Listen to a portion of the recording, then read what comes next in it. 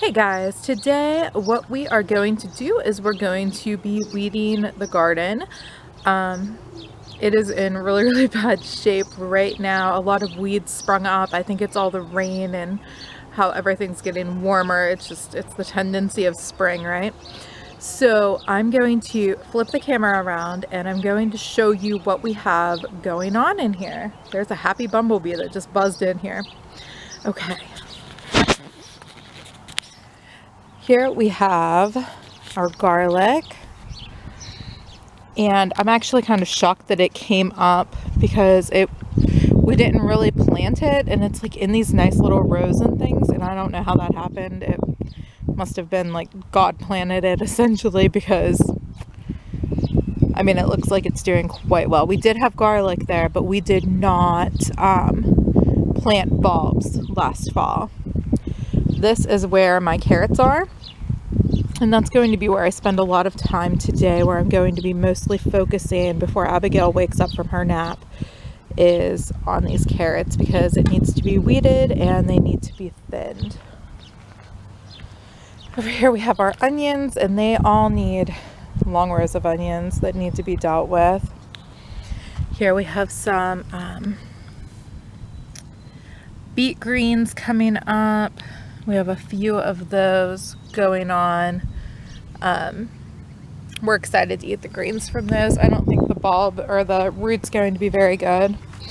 Here we have some radishes, and they definitely need to be weeded.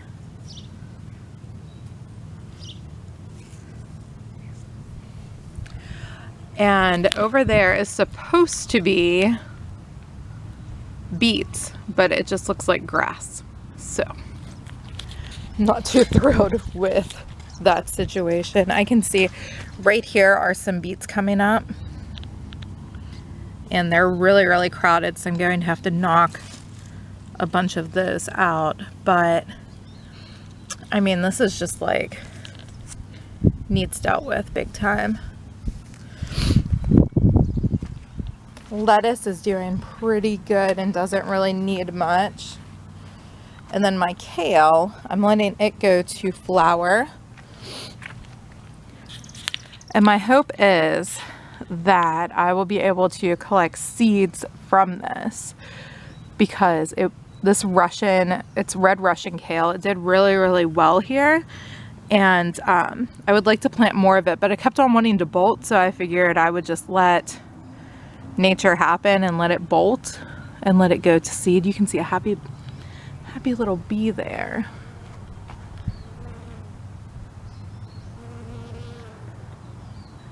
Anyways, so we're gonna try to collect some seeds from that. Here we have spinach. I've never had spinach do well, but this year it's all popping up in its happy little rows, and it seems happy. It seems like it's doing really well. So I'm excited for that. My Swiss chard is amazing. This just keeps on regrowing. I planted it a couple years ago, and it just keeps on popping up. And I mean, it's big. So here's my hand compared to the plant. It's ginormous. But I have a whole nice big patch here of that. You can see this is whenever something wants to bolt, it starts to send off flowers like that. So I'm actually going to rip that off because I don't want it to flower yet.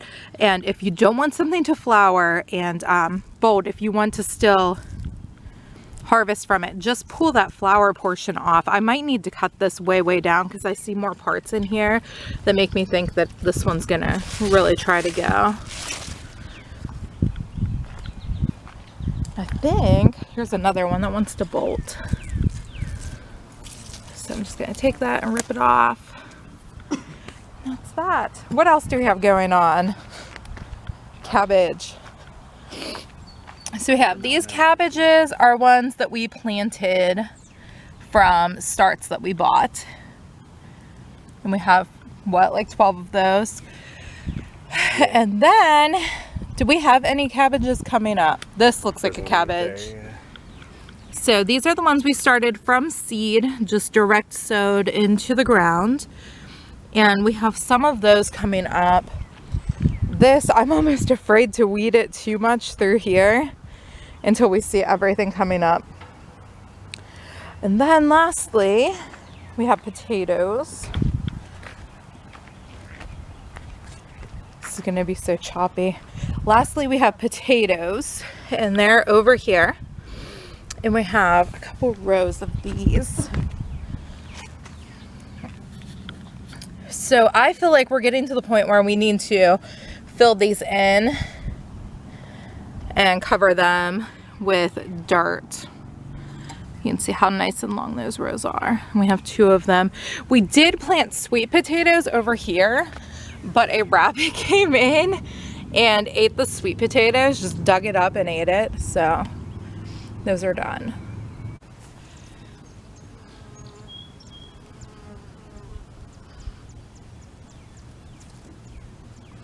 So sometimes it can be really hard deciding what to keep, what to get rid of. So that was just a little carrot that I pulled. I don't even remember how far apart these suckers are supposed to be.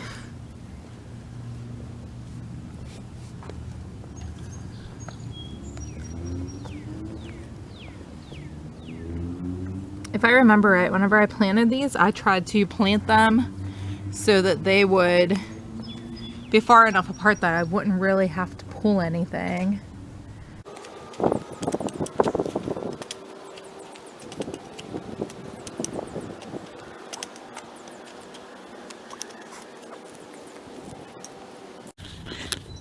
Now I have a happy helper here helping me.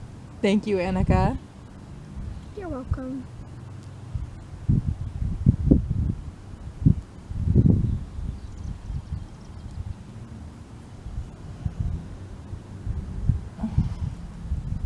Should I pull up this one? I'm not gonna look, you're just gonna have to decide what to pull and what to keep. Okay. Okay? I know sometimes it's a really hard decision of what to do.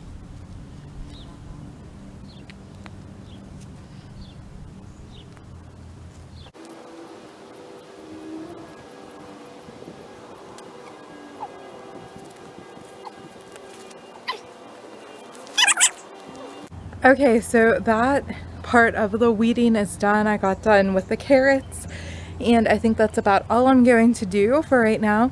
I'm going to pass it off to John. Let me show you my finished work. So this is where we ended up with the carrots. Not too bad. Nice happy little rows. You can see I did the spacing around about 1 inch or 2 inches apart. That's the key whenever it comes to doing carrots, is you really need to make sure that you get the spacing down, and at first, until they really start to take off, you need to keep the weeds down too. And I think that's all I'm gonna share. I'm gonna run in and take over hanging out with Abigail, and I'm gonna get John out here to finish up the project that he was working on. I'm gonna flip the camera around and I'm gonna show you what he's doing. So he laid out this plastic, and this plastic is going to be where our peppers and tomatoes are. Probably put peppers on the lower side, tomatoes on the upper side, and we're just going to cut holes in the plastic where we want them to go, because this weeding thing is kind of hard with itty bitty babies.